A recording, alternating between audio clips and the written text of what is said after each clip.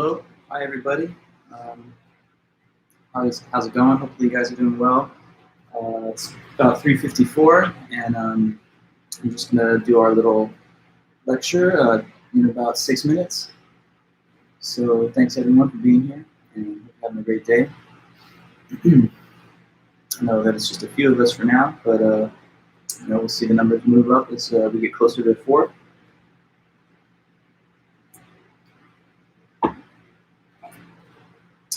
Welcome back.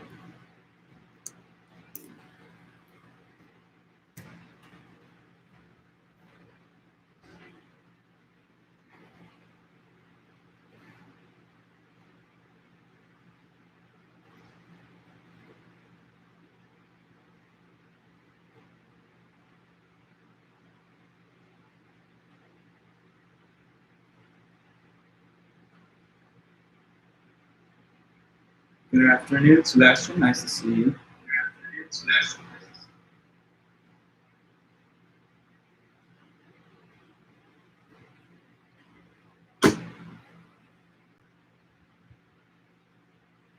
Hey, Megan. How's it going?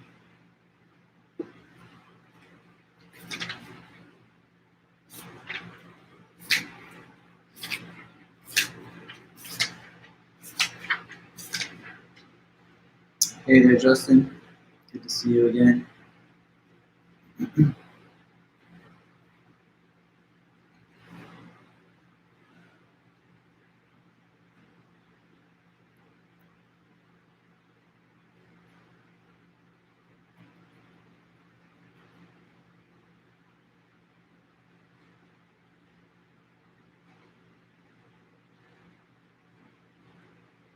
Hey, Rose.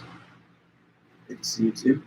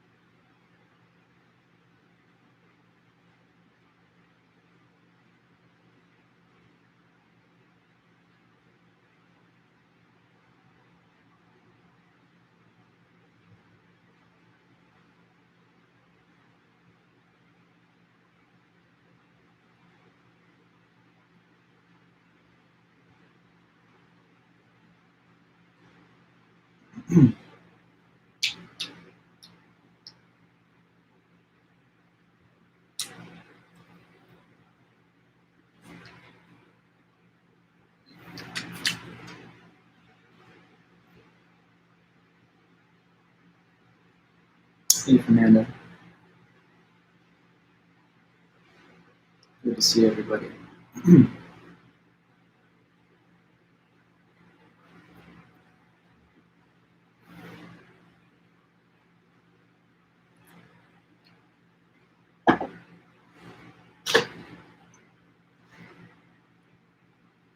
Okay, about 2.5 minutes to go.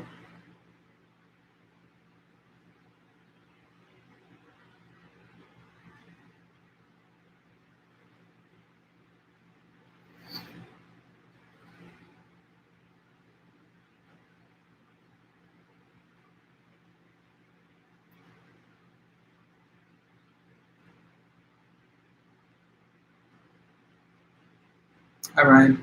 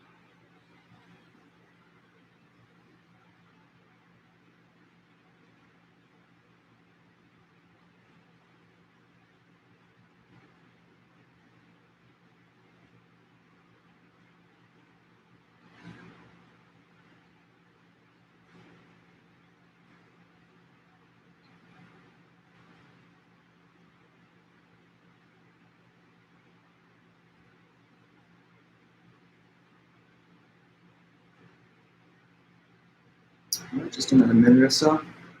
Hey, Jade.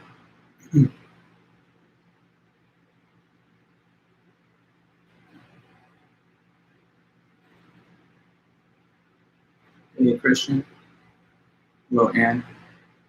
Good to see the whole gang's here, or at least some of you, anyway, for now. Hi, Josh.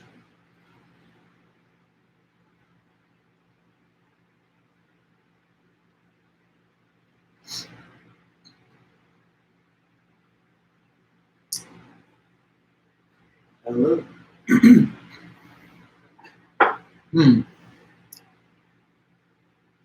I realized actually that the chandelier right above me here, one of the light bulbs went out. Hopefully it's not affecting the lighting too much.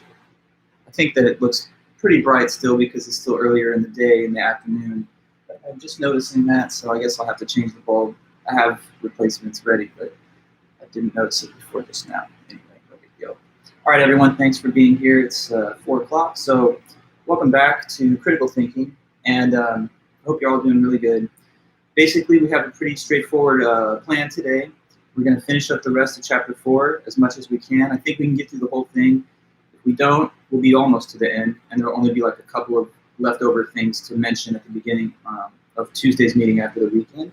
But as you look at the schedule of dates, the next thing that's coming up for us is the midterm that's following after next week, the Tuesday of week 8.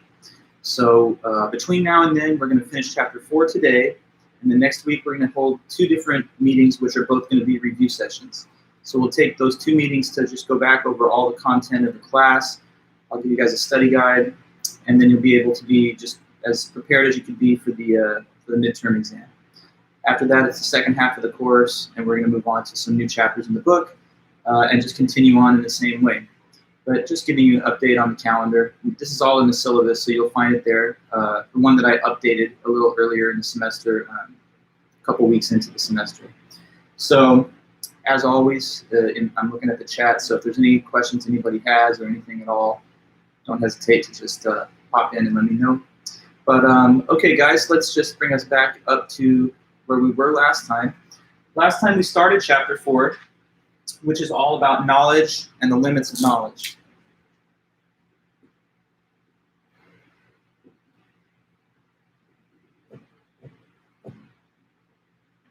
Right, knowledge. So to start us off, we began with the whole definition of knowledge. There's a kind of long-standing consensus theory of knowledge, which has lasted for thousands of years, really, and it involves 3 requirements for a person to have knowledge of something. Who could tell me, or who can remember that point? Definition of knowledge. It's kind of 3 things. It's blank, blank, blank. What are those 3 items that define knowledge? You have to have a what? Who could say? Let's see. Who knows this fact?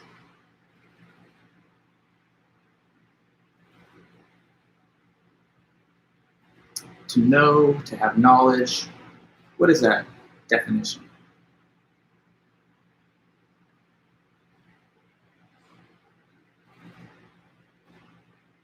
Let's see. Can you tell me?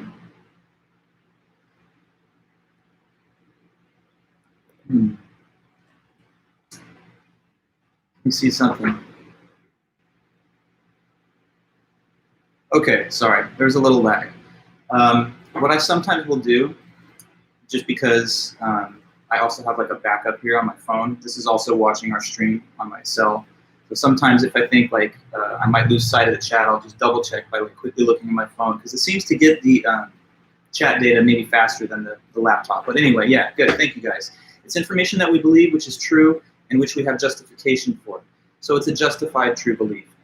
And just to review that, to have a belief means that you think some statement is true. When a statement is true, that means that whatever it says corresponds to the facts of reality. It matches those facts.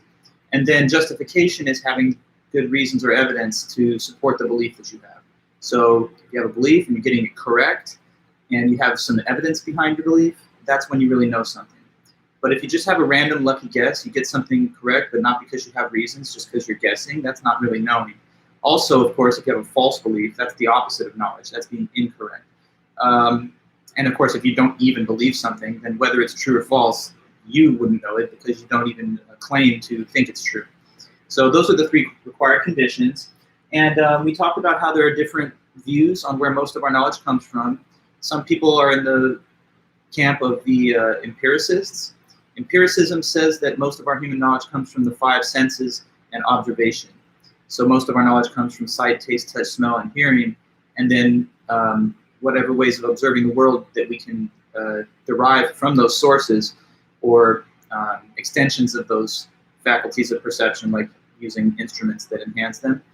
Then there's rationalism, and rationalism says that most of the human knowledge comes from pure reason and abstract ideas, like the kind of knowledge that is formed about things like mathematics or geometry. Okay, and then from there, I think I just told you guys what is evidence. Evidence is just something that could either prove or disprove a claim. It's the kind of thing that you provide to support a claim that you're making. So if you say something and the person's like, I don't know if that's true, then you would give evidence to indicate that it is true. And that's needed in everyday life, it's needed in law, it's needed in government, it's needed in medicine. So obviously we should form beliefs based on good evidence so that the beliefs are at least justified. Now, could a justified belief ever be false? Yeah, it's possible. Like misleading evidence sometimes exists. You know, like if a person was framed for a crime they really didn't do, then the whole cover-up would make people think they did it based on the planted evidence, and that would be justified but still false. But nonetheless, we should seek justification because it increases the likelihood that a belief based on evidence is true, even though it's not always 100%. Okay, and then I wanted to now talk about what are some good reliable sources of evidence that we kind of usually do rely on, and they're usually trustworthy. So here are some reliable sources of evidence.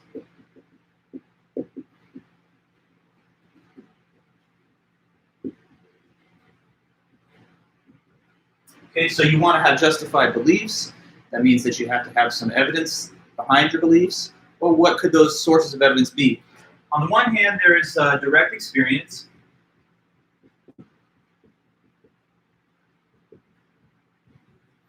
Direct experience, okay, and so that's just being there and experiencing the thing yourself, probably by means of observation. So we'll talk about examples in a moment, but one case of evidence is just direct experience. There's also testimony. And testimony is evidence that's based on what other people report to you, either by telling you with their words, or in writing, or in speaking, or sometimes information that's reported through institutions or agencies. So like when you hear information on the news, or you read the paper, or you go on the internet and you go to a website that's providing facts, you're gaining testimony from other sources who report those facts to you. Okay, so that's not seeing it or witnessing it yourself, but hearing from others somehow. Okay, and then there's inference. So inference is when you draw conclusions from other facts. Let me give you some examples of inference in a moment, but I just want to list these four reliable sources for a moment. And then there's also memory. Now what memory does is it basically preserves the information that you've acquired earlier from whatever source, whether it was from experience or testimony. So let me give you like a random situation. Suppose that there was like a fire on a college campus and a student was there. And this student that was there just witnesses the fire directly. So they're on the phone like with a friend, or they're chatting, you know, in a messenger or whatever. And they're telling their friend, hey, there's a fire on campus, they're asking us to leave. And the person says, how do you know that? And they say, well, I'm standing right here and I'm looking at it. I could see the flames, I could feel the heat, I could smell things burning, I can hear the crackling of the flames. So, you know, I'm experiencing it. So how much good evidence is that? Direct experience is probably some of the most strong evidence that could be given, because seeing is believing, right? Now, of course, it's possible for a person to be having hallucinations, or having like a psychological breakdown or something, where even the things they think they're seeing and hearing are not actually there or not accurate. But for the most part, most of us, you know, cognitively well functioning at a very baseline level, direct experience is going to lead us to true beliefs. Now, testimony, as I said, is when you hear things from other sources who report it to you. So if it was a testimonial evidence that there was a fire on campus, how would that evidence arrive to you? Well, it wouldn't be from seeing it yourself, right? Can anybody guess how that might play out? It would probably be something along the lines of, you're the person on the other end of that phone call or text message. You receive a text and you're not on campus, and someone's like, hey, I'm over here at campus and there's a fire going on, don't come, they're asking us all to leave. Now you've learned about the fire, but how did you gain the fact that it happened? Well, not by seeing it or experiencing it your own self, but rather by hearing the testimony of another person. And testimony is also important in all kinds of other contexts, of course, legally, professionally, so like in a court of law, we take eyewitness testimony to usually be pretty reliable, even though sometimes the person could have been confused or maybe been deceived in some way in reporting false information. But when we put someone on the witness stand and we're asking them to tell us what they saw at the scene of a crime, it's because we weren't there to witness it with our own eyes. So we have to hear from the person who did. Okay, so testimony, another major source of evidence and justification. If we didn't have testimony, imagine how many fewer things we could possibly know. Like if we were animals, for example, that couldn't speak to each other in language, then there's no way you could know anything about the past, like before you were born. You'd only be able to think about things and have knowledge about things that were right in front of you that you're experiencing in the moment. So like you couldn't possibly know that, we're the third planet from the sun, or that the periodic table of elements, or you couldn't know, for example, the facts of history, that the Declaration of Independence was signed in 1776. So those things can only be given to you because the information is recorded in writing or some other medium and is transmitted down through the generations. So testimony is another source. And then there's inference. Okay, so suppose that you see footprints and then you notice that your house has been broken into. Or let's say, I don't know, you notice that there's some things missing from your home, and you notice that there are footprints like leading away from your home. Now, you can then gain some belief that there was an intruder. But how do you know that there was an intruder? It's not that you saw them come in. It's not that anybody told you, but you are inferring it from the existence of these footprints, right? So inference is when we draw a conclusion from some other indirectly related facts. If you see fire trucks running around through your neighborhood blaring the siren, you might infer that there's some type of emergency or a fire going on, even if you're not in position to see the event and no one's telling you about it. You see something else that gives you a reason to infer that. And then memory, okay? So memory, it's sort of not really its own source. Well, that's actually debated a little bit, but never mind that. The main function of memory is to preserve previously perceived or attested to information. So like right now, think about, do you know what you had for dinner last night? I'm sure you do. But how do you know it? Because you're not eating it anymore, so it's not there in front of you. That can't be that you're experiencing it now. And it's not that anybody told you. Sorry, Josh, what you say, I'm off the top here. Would it be experience and information? What, memory? I'm just trying to parse your question. Maybe if you could restate it one time, and then I'll get another a look at it. But yeah, do let me know in the chat, and I'll come right back to your point. What would be experience and information? The concept of memory? Like for example, you remember your previous experiences and the information that you have acquired. That does make sense. Now, if I'm thinking of your question correctly, then my answer would be basically yes. But in my example that I was just going over, it's like when you think back to the meal you had yesterday, the reason that you still know it, what it was, is just because it has been preserved in your memory. So like, we all know how memories work. In the mind's eye, you can go back and recall a past experience or a past event. So think about what you did on your birthday the last time you had one. The fact that you still know about that is no longer because of a current experience or any testimony or inference, but it's a memory. So anyways, we rely on these sources of evidence, and of course, if more than one of them corroborates the other, then that adds additional justification. So if what people are telling you is the same thing that you're seeing, and it's the same thing that people remember or that you remember, then that's giving you very good evidence and facts to justify a belief on that. But it's not a perfect world, and it's not exactly all neat and clean when you're trying to form justified beliefs. Obviously, sometimes the difficult situation is when these sources of evidence contradict each other, and they sometimes do. Have you ever had that experience? I know you have, because we've all had it, where two different people are telling you opposite things. Like one person says, hey, there's a fire on campus, don't come. Another person texts you 10 minutes later, they're like, there was a rumor of a fire, but it's totally fake, and there's no fire, so, people spread this rumor like wildfire. Now you got two different people saying opposite things, and now you have to judge which is the more reliable source to defer to or to trust. That then gets you into relative judgments of their expertise or of their reliability. And of course, the different sources can contradict each other also. Maybe sometimes you think you remember something, but a person gives testimony that that didn't happen, or vice versa. Now, that requires you then prioritize which source of evidence that you thought was the stronger one when they conflict. But in the best case scenario, they won't contradict each other, and then it's an easy call that you would just trust the reliability of the corroborated evidence. Okay, so next up, I want to talk to you about what are some unreliable sources of evidence, and the book mentions these. It talks about two, but there's probably more, but I'll just highlight the two that they mentioned. So what are two unreliable sources of evidence?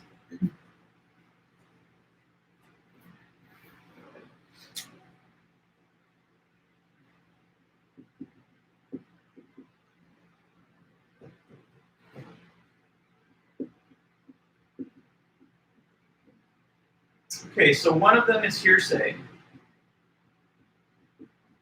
There's also anecdote. Okay, so evidence that's based on hearsay is like information that passes through many other people before it reaches you. So it's testimony that has traveled through a number of other individuals before arriving to you.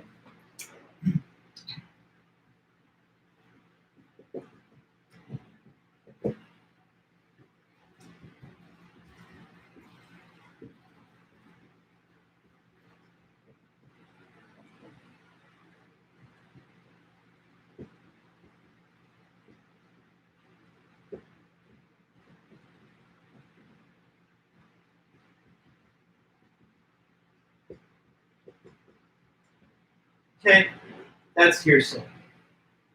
It's testimony that reaches you eventually, but it's already snaked its way through many other people before it gets to you. Sometimes people think of hearsay in a similar way to like gossip and rumors. You can understand like he said to her, to him, he said, she said, he said, she said, and then finally the last person in the link of the chain is you. So you receive this testimony third, fourth, fifth hand, right? You didn't hear it from the person that was there initially or whatever. Good example, Ryan, and I was actually exactly going to mention that. So exactly the right kind of example to think of. Maybe some of you have played the telephone game, which Ryan just mentioned. The telephone game is kind of like a elementary school activity, but in other levels, I guess it can be done too. In fact, I've done it in these critical thinking classes a few times when we used to have the face-to-face meetings. No way to do it now. But anyway, how does the telephone game work? Does some of you know? Basically, there's a little script that one person on the side of the room is whispered into their ear. And it's like a basic description of a little scenario, something simple, easy enough to remember. The thing is, though, the task that the room has is that after the first person hears the information, they're supposed to whisper it in the next person's ear, and then that person conveys the information to the next member of the group, and it goes all the way through the room until it reaches the last individual in the room. And what you always see, with almost no exceptions pretty much, when this game is done, is that information, even if it's pretty simple and clear, will radically transform before it reaches the last person in that class or in that group.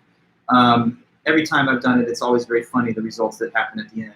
Like there'll be a scenario like Johnny was a soccer player, but one day a spider bit his leg and it caused his leg to swell up, so he had to stop playing, and to this day he still hasn't played anymore. Something really easy like that. But then by the time you get to the end of like 30 people, the story becomes Johnny got bit, and now he's not there. Something just really, really very vaguely connected to the original information. And that's in a situation, right, the game of telephone, where everyone in the room has been instructed, be on alert to try and preserve the information accurately. So it just shows you the potential for the loss of accuracy as information travels along further and further down a line of a chain of people.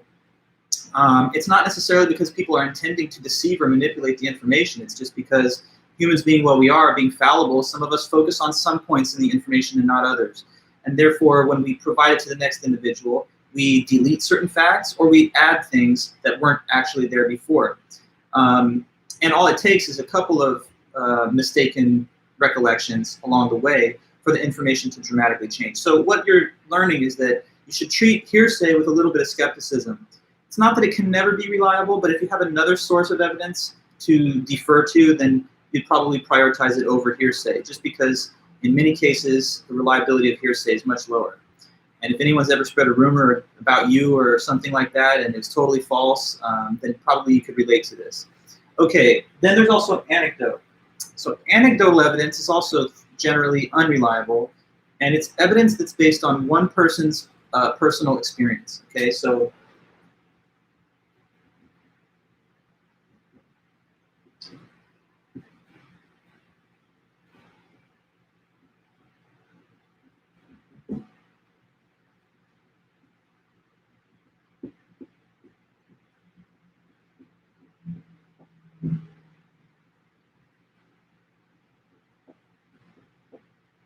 evidence that is based on only one person's personal experience.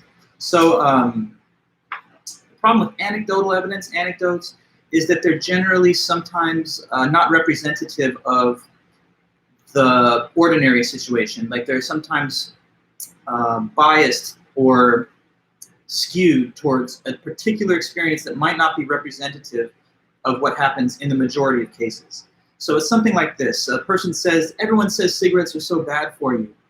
That's just BS. That's just a bunch of nonsense. That's all fake because, you know, take, for example, my grandpa. He smoked a pack a day every day for like 50 years, and he lived the longest, healthiest life and died of natural causes at 100. So, you know, I don't think cigarettes are really that harmful. Now, that's just a problematic argument because that's one person's personal experience, and that's probably an outlier. And in fact, it is. If you just study the scientific information, you'll know for a fact that there are general patterns that emerge when people smoke. Maybe one person is like not as susceptible genetically or otherwise to the harmful effects, but that doesn't mean that you should expect the same thing as a general fact when you smoke. So anecdotal evidence. Maybe a person is thinking, you know, I want to attend, I don't know, like they got accepted to UCLA, and they're telling their friends, I'm thinking of going, but I also got accepted at, that was back when you inquired about knowledge. Oh yeah, no, but I understand now, Joshua, for sure. When I inquired about knowledge, no. Let's be precise. It's not just experience and information, because information can be false information. So it's a justified true belief. Anyway, back to my example. Maybe the person got accepted to multiple campuses, UCLA and like UC San Diego, and they're just having a hard time choosing. They're leaning towards UCLA, but then they talk to one friend or whoever, and the person says, you know, if I was you, though, I wouldn't go there because just take it from me. I went there for like a year, and then I had to drop out and change schools because it was just really not nice. The people were mean. The teachers were rude. So just take it from me and my experience that you shouldn't be a student there. Now, if you did that, right, you might not make the right decision. If you spoke to, let's say, another 50 students from the same school, maybe they would give you a different account. Maybe they say, well, okay, that person, of course they would say that because they're the worst student that we've interacted with. But generally, we love it here, and it's a great school with great professors and high quality education to be gotten. So anyways, anecdotal evidence. You should cross-check any anecdotal report with more reliable sources as well. It's not to say that a person's experience cannot be valid or like revealing of the truth, but if it's just only based on one case, then that's not something that you should rely on until you gain further confirmation. Like people sometimes will go on these weird experimental diets and stuff, like, and then they'll say, oh, I felt great. I never felt so good in my life, you know, because now I'm not eating anything except beans or something. And, you know, that's anecdotal. It's probably because of like a psychosomatic effect of them wanting it to work. And so if you just consulted with them instead of going to like a nutritionist or a dietitian, then you're probably going to get skewed and unreliable information. Okay, so just a couple of unreliable sources of info. That's hearsay and anecdote. So next, I want to talk to you guys about experts, because a good source of evidence, if you can get it, is the testimony of an expert testimony. But the thing about experts is that you sometimes see experts themselves disagree with each other. And sometimes even an expert can later on become discredited. So not all experts are equal, and you want to be able to make some judgments about what level of credibility to give even the views and testimony of an expert. So how to judge the expert's credibility?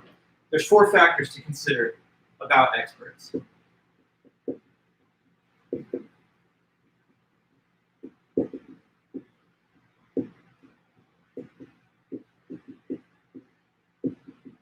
Okay, so the first one mentioned, it's from our book, is education.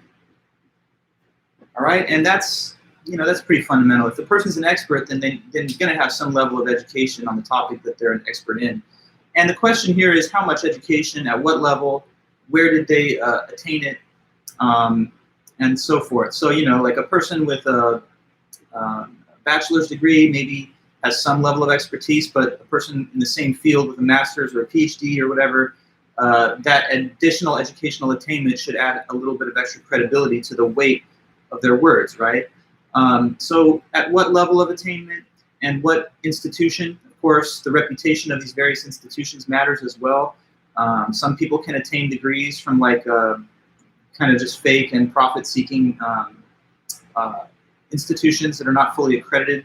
So you want to take a look at their educational background, how extensive it is, and where they actually got it.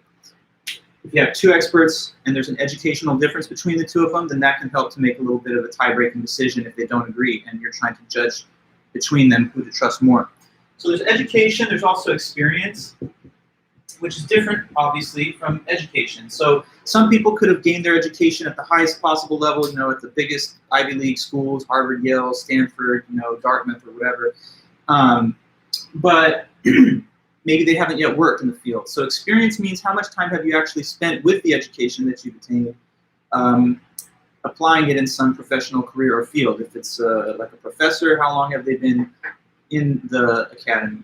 If it's a person in the private sector with a lot of expertise, how long have they actually been working with the expertise and education they've gotten? Okay, so another independent criteria to evaluate. And then there's reputation. That's very important.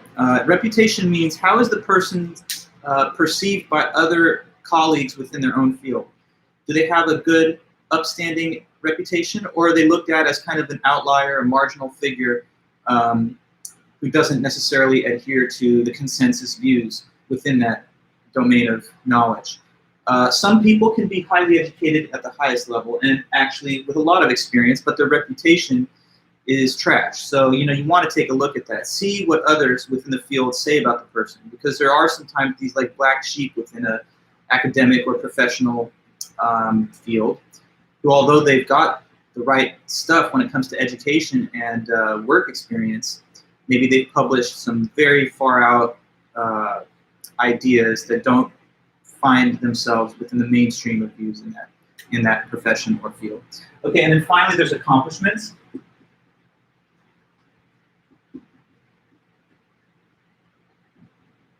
That simply means, has the individual got any publications, awards, or titles that give further credibility to their information and words and testimony?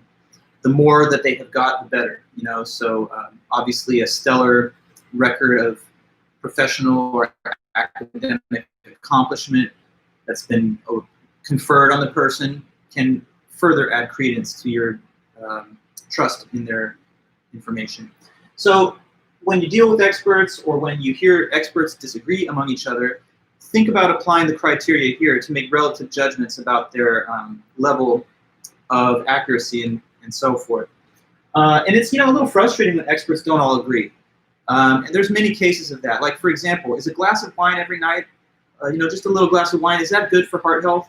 I've heard contradictory studies that almost every single year they seem to come out where a study claims that actually, yes, this is good for cardiovascular health, but then it's contradicted by another study out of another research institution that says, actually, no, it's not a reliable study, and we found that it actually is better just to not drink anything.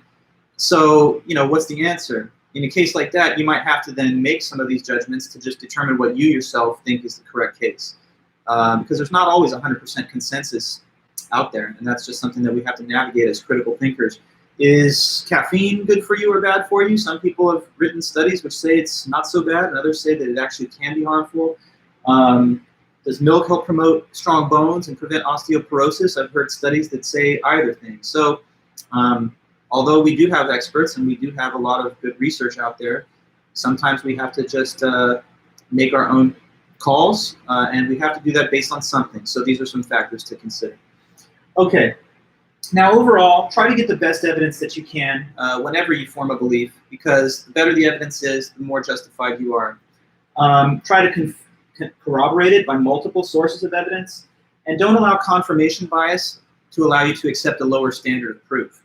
That's a problem that a lot of people have. You want to believe something, you have a favored hypothesis, so you'll just latch on to the first very weak evidence that hopes to demonstrate that it's true. So have high evidential standards. Even when there's things that you hope are true, be scrutinizing and be judicious. Only believe in them when the evidence is very well supporting. Otherwise, just remain skeptical or say that you're still contemplating. Okay, so the next part of chapter 4, I'll clear this. It talks about what are some resources that you can use to find information, to inform yourself and to gain knowledge. So we'll call these research resources, which I think is the header in the textbook. And they just provide like a little rundown of 6 or so good, credible resources to use when you're trying to gain information on a topic.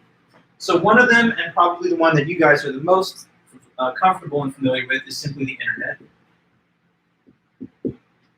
It's kind of an interesting thing that people living right now, our generation, I mean, I'm saying ours, but I guess I'm a little older than you guys, but this younger group, whole internet age, you guys have more information at your fingertips than the whole previous epic of human history. These search engines and stuff, the fact that you can just Google any information or Wikipedia, whatever, and gain insight and information blazing fast. Think about people hundreds of years ago. You would have had to go out into the world or find a newspaper, or go to a library, read a book. And we should still be willing to do those things, but the internet, I guess, just makes it a lot easier. The problem, though, is that there's also a lot of false, unreliable, even propagandistic information on the internet. So you've got to be able to decipher and distinguish between the reliable and unreliable sources. But, of course, there is a lot of reliable information on the internet if you know where to look. And so we make use of that, and we should. There's also the old-fashioned library. Now, this is mentioned in our book, but obviously nowadays, we live in COVID, so I don't know how easy it is to access the physical library or if they're even in operation for the moment. But in ordinary times, for sure, you would like to spend some time at the library, whether it's on your campus or off campus in public, because they house, obviously, a whole wealth of monographs and other books. And they're great places to study. They're usually quite quiet and serene, and they provide you with ample space to do your work. So if and when we return to normal, I'm sure the library will be a good source for you. All the different campuses I've worked at have got really good, stellar collections. When I was back in college at UCLA myself, I worked at the Southern Regional Library facility for a couple years, and you're dealing with requests from graduate students and professors and just members of the community, serving them their books that they need for whatever research purposes. So another great place to go, if it's available. There's also academic journals.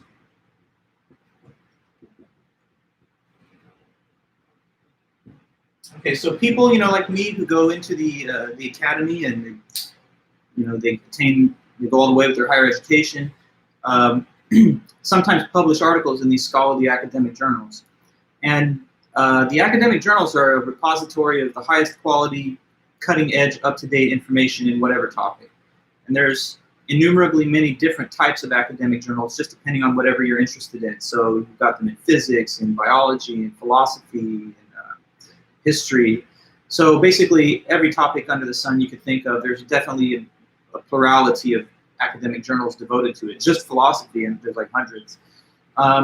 So to get published in these journals, like I've been published in a few, over my career, and I've done some work that's been put out as a book or as an article in an academic journal. It's not so easy to get placed, especially if the reputation of the journal is good. There's you probably know, a very strict vetting system where there's a referee and they peer review your work. And the rejection rate for submitted essays and so on is pretty high. So it's only the best quality essays that pass through the gauntlet of peer review and referee that make it into the printed page of these journals. So it's always very high quality and extremely well researched and vetted. The thing is, though, it's often written for a highly specialized audience, and so for a novice, it's sometimes a little bit intimidating material because it's written for fellow professionals in that same field. But if you're willing to kind of dig in and cut your teeth a little bit on some high-level scholarship, then you'll never fail by going into the academic journals. And you can find these online, and also most schools will allow you to request them if the library is working. Okay, so there's academic journals. There's also government documents.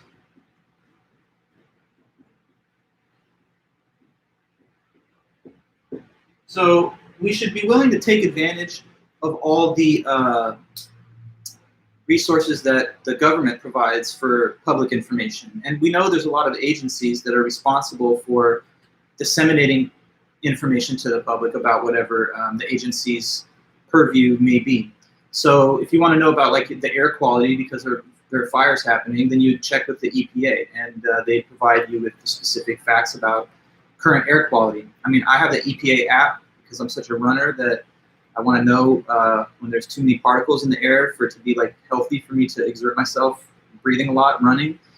So that's just one case. If you want to know about employment numbers, you would check the Bureau of Labor Statistics. If you want to know about crime statistics, then you could check it. The Department of Justice provides those.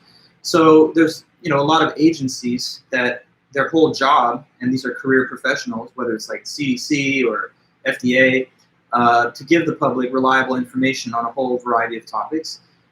Sometimes people can be skeptical, and maybe it's fair, of some information provided by the government. If you don't trust the professionalism or neutrality of a government agency, then you might be a skeptic of some of the things they say. But in good times, we should trust the government. At least, logically speaking, they work for us and we fund them. So with some exceptions and with some merited skepticism, there's a lot of reliable facts and info out as government documents. Sometimes also government documents can become available to the public through declassification or from leaks. And so that means like information that was not intended for the public at first, but somehow reached the public domain, either through declassification process or just from leaks to the media. There's a good website where a lot of the kind of treasure trove of leaked documents is found, and scrib.com. Just saying that because I've used this website. We've got all kinds of interesting stuff that can be easily viewed that previously wasn't out there and available. Okay, so government documents. And then there's the expert interview.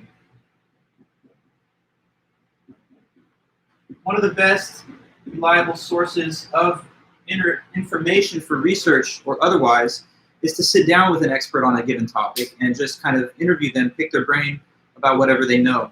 Since you guys are all students, you do have access to various experts. The professors in your classes are at least experts on the topic that they teach on. So, if you have the attention of such a person and they're willing to allow you to sit down, or maybe not sit down right now, but Zoom with them or whatever, then those are going to be good, productive sources of information too. But as we've said before, use the criteria for evaluating experts always to make judgments about their relative level of credibility. All right. There's also a mention about like just a dictionary and encyclopedia. That's very small though. Like,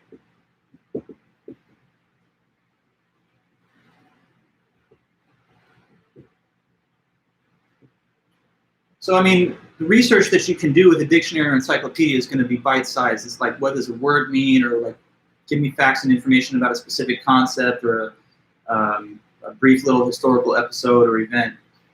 So, I mean, it might not be the most extensive research, but certainly sometimes that's all we're interested in, just a couple of bite-sized pieces of information. And so we should be willing to use those, which are obviously physical or available on the internet. Okay, so research resources, places to go as you try and find evidence to base your beliefs on and make those beliefs justified so that they have a chance to be knowledge. After that, in chapter 4, they make a mention of this little way of testing the credibility of a piece of information, and they use an acronym. So this is like a 5-point method to evaluate the trustworthiness of a piece of information that you've gotten from wherever, from whatever source. Now, it's a weird acronym. I don't know if I agree with the funny title, but it's the CRAP test, okay? So C-R-A-A-P, and each of the 5 letters stands for a different word that you can use to think about how to judge a piece of information. So here's the so-called CRAP test.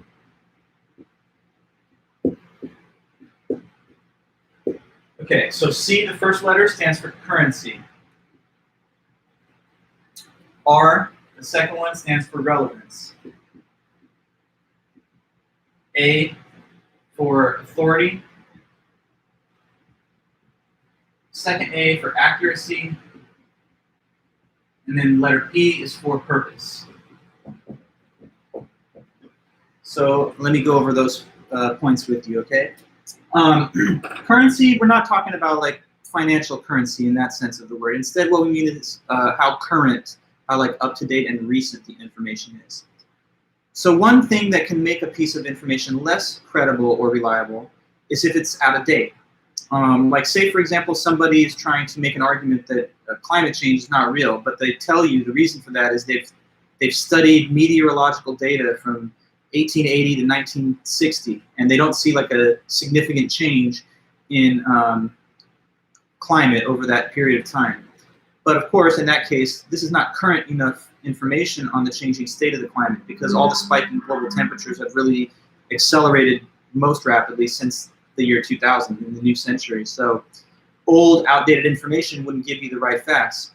So in a lot of cases, newer information is more reliable, unless of course you're studying things from a past historical period, and that's all you're looking at. But in general, the more recent, the better. I see this a lot of times on social media, and like someone will be making a political point, and they'll like link to an article, but the article is from like 10 years ago or something, and it doesn't have anything to do with the current state of affairs. So more recent and timely information, more current information is generally better. Second letter is R for relevance. That is just very basic. Is the information that you're looking at even on topic to the thing that you're trying to research? Is it related to it? Is it relevant to it? It has to be at least relevant to it for it to be significant to the thing that you're trying to research. So, like, suppose that someone has looked at this information about increasing divorce rates over the past 50 years. And it's true. The rate of divorce in our country, at least, has gone up. It's almost as much as 50%. It used to be much less. So say someone's looking at that and they say, you know what, I've got a view, I've got a theory. I think that we're getting all these more intense fires because the divorce rate has gone up, you know? So there's more intense fires that have been happening in the past 20 years or so, and divorce rate's been spiking over the whole time period. So putting 2 and 2 together, maybe there's a correlation or causation there. But of course, those two things are completely unrelated. I mean, one is a social fact about human relationships and stuff, and the other has to do with meteorology and climate. So sometimes people cite irrelevant information when they're trying to give you facts that justify their beliefs. Of course, it's got to be relevant. So that's a problem if it's not. Third, authority. What that refers to is who gave this information, what person or what institution or what source gave the information, and what authority do they have to speak on this topic. A big problem I've found is that people are willing to take seriously individuals whose opinions carry no weight because they are not even experts. Someone with like a blog and a lot of opinions can make a very polished internet website where people will go and they'll think, wow, this guy knows his stuff, even though they have no expertise, education, or experience on that subject. So ask yourself, who gave this information, and do they really have any level of familiarity with it, or are they just a person with an opinion and enough free time to broadcast that opinion? Okay, and then accuracy. That almost goes without saying. It's about, is the information factually true and accurate to the facts? Sometimes people take information seriously that doesn't even attempt to be accurate, like satire or humor or just memes. So you want to ask yourself, is this information vetted, verified? Is there some kind of fact-checking that has been applied to it? And then the last letter is P, which is for purpose.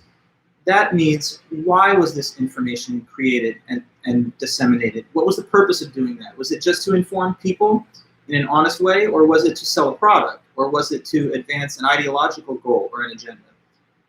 Knowing the purposes of which the information was created for will also give you some intuition as to how much trust to give to it. So when you seek out information from any of those sources we've talked about, you'll think about these criteria and make those judgments about how much weight to give it. Okay, so we've talked then about the weird crap test. And after that, the rest of chapter 4 just goes over what it's describing as cognitive and perceptual errors in thinking. So what are the common sources of error that block our ability to get knowledge? The text refers to these as cognitive and perceptual errors. So cognitive errors, errors in thinking and processing of information, and perceptual errors, errors in the way that you even perceive things.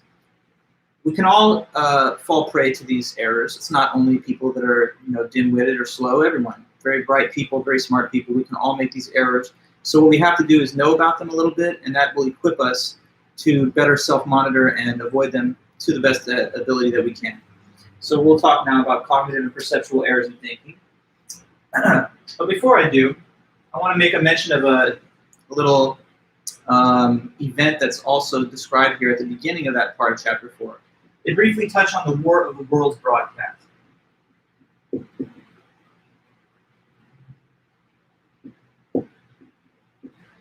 So the segue into the section on cognitive and perceptual errors is this little aside about this War of the Worlds broadcast.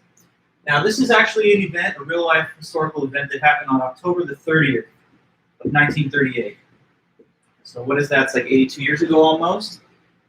Has anyone ever heard of this event in our American history? If so, I would love to know if you have, or if anyone can tell me just a brief blurb about the overall event, if you know.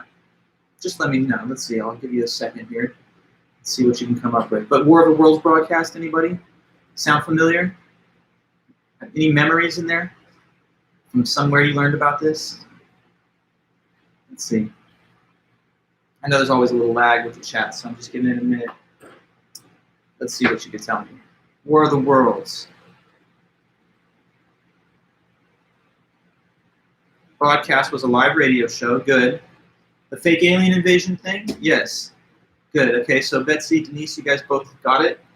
Well, parts of it, and then let me just bring that together. So, okay, let me take you back in time a little bit. The year is 1938, and television is not really a thing yet. That's around the corner. After World War II, the television will become a staple of the American household. But in 38, it's not TV yet, it's radio. So American households and so forth, after work or at the end of the day or whenever, they would just gather around the radio, and they would listen to whatever was on the radio. Back then, without television, the radio would be your main source of information provided either for news, for sports, or for entertainment. So, people would do color commentary for like a sporting match, which we still have like ESPN radio. And sometimes it would just be the news broadcast. They'll do the newscast over the radio. Sometimes, though, what they would do is they would do voice acting of like a story or a novel in order to entertain people. Like the equivalent of like a spoken play, because there was no video cameras, or there were video cameras, but there were no televisions. So when people wanted to watch visual news, they would go and watch newsreels in a movie theater. But in the household, you just had your radios. So On this one occasion of 1938, they were broadcasting on the radio this War of the Worlds story, which is, I think, Orson Welles' science fiction novel. And the plot line of the novel is pretty basic. There's just Martians or aliens are coming to Earth, and they're invading the planet and taking it over. So, of course, if you had listened to the broadcast from the beginning, you would have heard that this is just intended as entertainment, and it's not like actual news or anything. But some people did attend too late, didn't hear the disclaimer, and it caused a panic, basically, because too many people that were hearing it thought this is the news broadcast, and what they're telling us is, you know, freak out, aliens are taking over the planet. And the panic that people were in, some people, induced such levels of hysteria that there were claims that individuals made that, oh, I can even see the flying saucers. Look, if you look on the distant horizon, don't you see that's one of them right there? It's faint, but that's definitely a flying saucer. So people started even having like delusions formed by their expectation that the broadcast was real. So what it shows you is that our social influences can powerfully shape the things that we believe or that we think. So we have to have some kind of check against that so that we don't jump to the wrong conclusions. And knowing what these cognitive and perceptual errors are will maybe help us do a little better than some of the people in the case of the War of the Worlds broadcast. I've heard some people say that the panic was so intense that some people even committed suicide, but I'm not 100% sure if that is just part of the lore of the story or if that is real. Maybe someone will find out, and that'd be fun to know. But anyways, War of the Worlds broadcast. Now, that sets us up for our real discussion here of the cognitive and perceptual errors.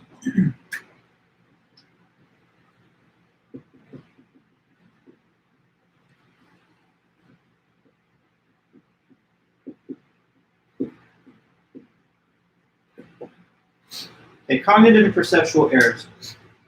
So, one of these is the concept of false memory.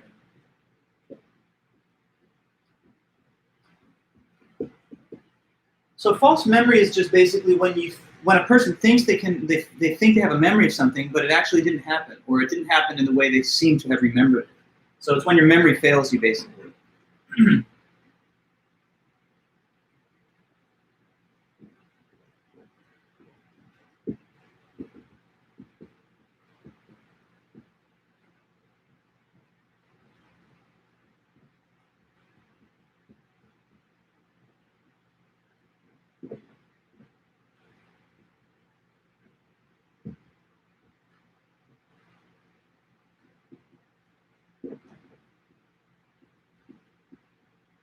False memory. When a person thinks that they can remember something, that they have a memory actually of an event, but it didn't even really happen. So sometimes our memory can fail us. We usually trust it no matter what, and we should, but at the same time, we have to be aware of the potential for errors in our own memories. In fact, you may not know, but the leading cause of mistaken conviction in the law is unreliable eyewitness testimony.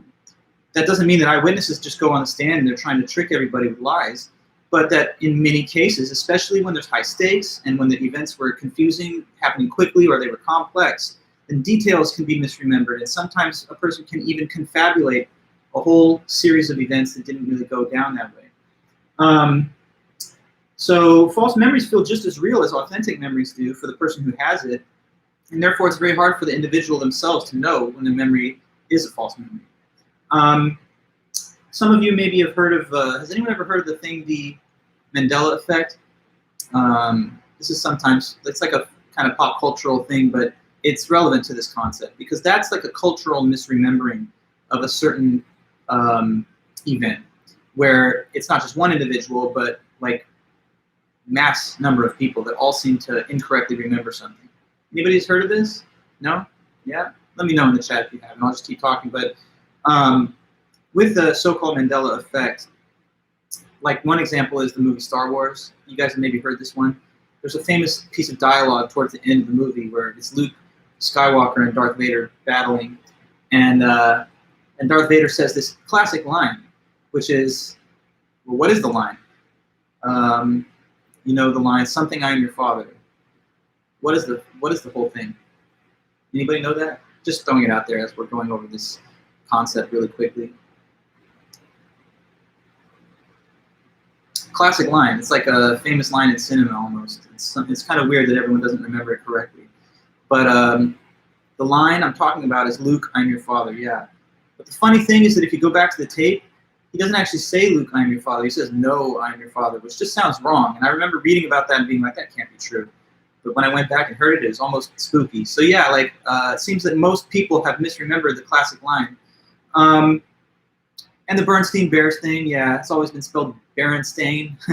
I remember reading those books as a little kid, and it was kind of weird because it's only one thing that's a different spelling, though. That one didn't make me feel like it was so weird, but it is a little strange. Now, some people go off the deep end with this stuff, and they're like, oh, we live in a multiverse where there's branching realities, and we used to be in one version of reality, and now it's switched. The most rational conclusion to draw is that false memory is a real phenomenon, that it can actually happen, that there was some kind of touchstone cultural moment where we all took in the wrong memorial recollection of the actual dialogue, and that kind of became the standard. So if it can happen at the cultural level, of course, individually it can happen too. There's this interesting case, and I'm losing the details about it, but I think it was in the early 90s or late 80s. There's like a little elementary school where there was a rumor that had spread around, maybe by parents or something, that there was an abuse that had occurred from faculty to a student. And this is like, you know, preschool or kindergarten level. So because of the rumor, an investigation was launched. And when the investigators went there, they asked all these leading questions, which is actually a way that sometimes false memories can be implanted. There's been some scientific research to show that a skilled interrogator can induce false memories in the way that they ask questions. So I'm not saying that always happens, but in this one case, you know, questions asked to these little children were like, show us where they touched you, or tell us exactly what they did when they abused you. And now you got these professional-looking adults intimidating in a way that children, they feel that they confabulate the memory. As the rumors are spreading, as they're being asked these things, as it's disruptive to their routine, it caused them to produce testimony that ended up being later on determined to be false. But it produced false convictions at first that had to then be thrown out. So that does not mean that we should not give credence to victim stories or to witness testimony, but that we should weigh in the balance of considerations the fact that memory itself is not 100% reliable, and that false memory is actually not so uncommon as it might seem. Okay, so another one of these cognitive and perceptual errors is misperception of random data.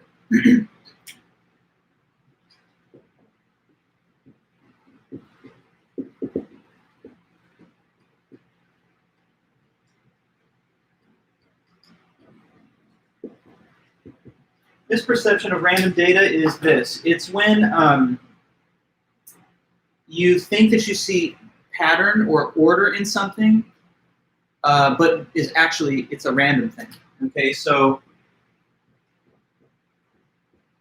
when one sees order or a pattern in something, which is actually just random.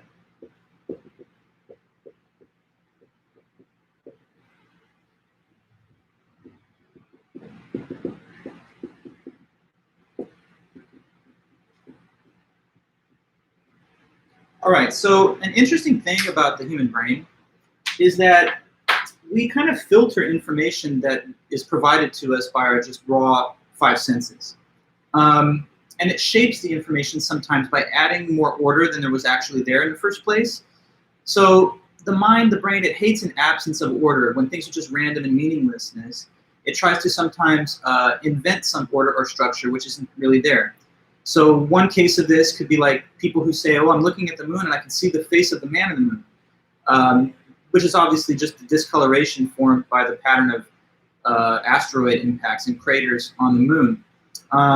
If it takes on anything faintly resembling the appearance of the human face, a human observer attaches that order to it. Another possible case, you've probably heard of people that claim to see like the face of a divine figure, maybe in like a piece of toast that's become burnt, or a tortilla or something, right? Obviously, the coloration of the moon is not done by some artist trying to depict a human face for the inhabitants of the earth. And same with the randomness of how one can like apply a Rorschach test sort of structure to a discolored object that then they think mirrors the structure of some real thing that has a pattern. So sometimes stress and fear can induce this tendency in us also.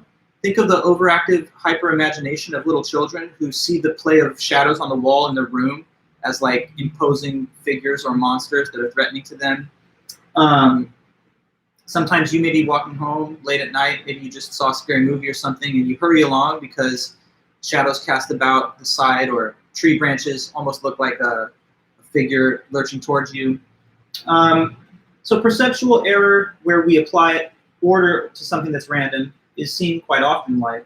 And we have to know that so that we don't necessarily attribute order to things that are really random and meaningless. In the textbook, I think they gave a photo of like a hurricane viewed from a satellite. And people will say like, oh, I see a demonic face in the hurricane or something. It must be that it's a punishment from God, the fact that we're getting this hurricane. But obviously the swirling mass of oxygen in the Earth's atmosphere that a hurricane is, it's not the same thing as an artist with a paintbrush trying to draw something for you to think about.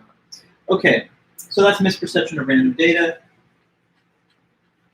And to the next, memorable events error.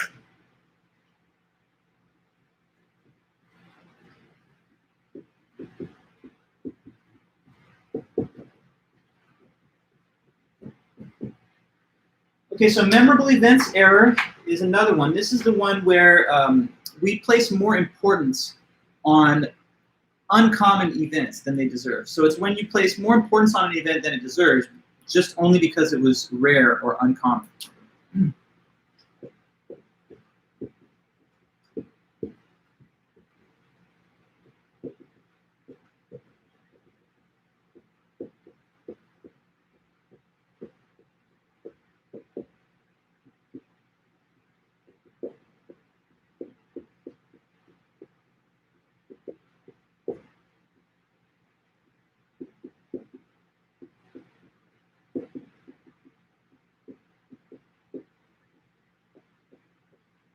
Okay, so another interesting thing about how our minds process information is that if something happens all the time and we get used to it, then we stop thinking about it very much. It just becomes kind of normal, and we become kind of desensitized to it, or we don't think much about it, or we don't place much importance on it. But when something happens that's out of the ordinary, that's not so common or is very rare, we attach a lot of importance to it because it sticks out in our mind. Okay, so let me give you an example that the book mentions here.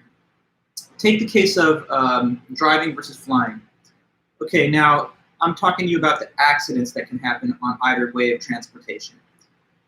Automobile accidents and car accidents, right? Stuff that you see every day on the freeway. If you drive at all, I'm sure, don't you agree that it's pretty common that you'll see like a car needing a tow, waiting over here on the shoulder, maybe it's even got been totaled. Or some kind of damage. I mean, I've seen everything under the sun. I've seen cars engulfed in flames on the freeway. It's just, so it's normal, right? There's so many people driving. There's so many cars on the road that if you drive with any frequency, you're bound to see this on a regular basis. And so you see it so much, and it's so common that you just kind of get used to it, and you don't think much about it. But take plane crashes, right? A plane crash, an aviation accident, is pretty rare. I believe we've actually had some of the strongest years on record over the past few years when it comes to the safety record of the U.S. Passengers on airplanes. So a plane crash is just a very rare thing, but when one happens, everyone pays a lot of attention to it because it's highly unusual. And that means that people start to think more about the plane crash than they think about the possibility of an automobile accident. But maybe you've heard this funny statistic before, right? What's more dangerous to you, though, flying or driving? Do you know that? So 2 questions, actually. Which one do people fear more? Which one are people more apprehensive and fearful of, flying or driving? And then second question, which one's actually more dangerous? Who knows this fact? I'm sure some of you do. Let me know in that chat. Let's see what you could tell me about the whole concept of the dangers of either flying or driving versus how people feel about the dangers. Okay, so driving is more dangerous. That's absolutely right, Ryan. But nonetheless, people are more skittish, fearful, scared of what? Driving to the airport or flying on the plane when they get there? What do you think? Tell me. People fear flying a lot more. Yeah, they have a fear of flying way beyond driving. Now, obviously, if you're in a plane crash, the rate of lethal fatality is much higher, right?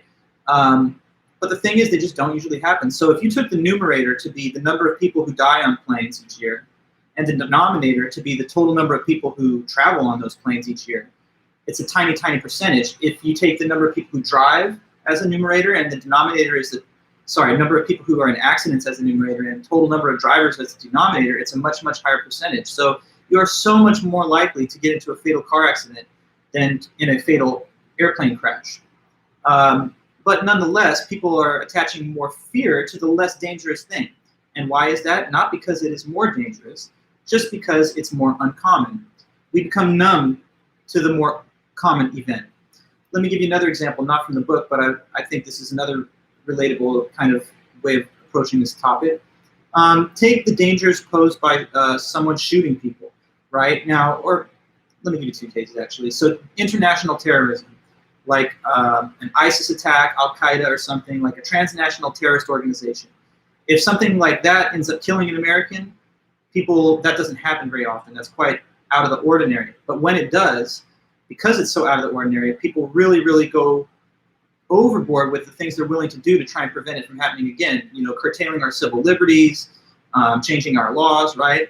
But when there are mass shootings that happen by just domestic gunmen that have lost their mind or whatever, school shootings, and in the movie theater or wherever at the mall, that happens with so much more frequency. It was actually becoming quite an epidemic problem. Now we're all shut down at home, so there's no more of the school shootings at least. But what I'm telling you is that you have a much greater chance of being shot by like some psychopathic American that's armed and has a vendetta against other people for no reason than you are to be killed by an international terrorist organization. But which of the two things are people more afraid of, or are we as a society willing to, drop everything and change some of our laws for the less lethal thing, the thing that kills almost nobody every year? So anyway, try and have a rational appreciation of the things that are either significant, dangerous, or what have you. Don't allow it to be that you just feel an irrational level of significance towards something merely because it's uncommon. Okay, so that's the memorable events error. Next, probability error.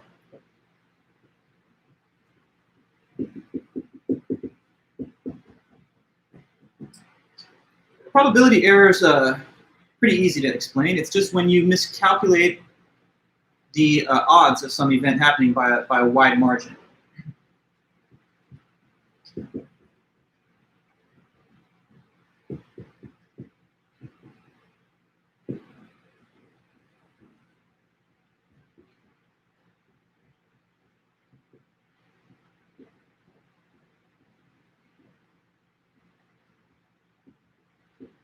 Okay, so we can make the probability error in two possible ways: overestimation or underestimation.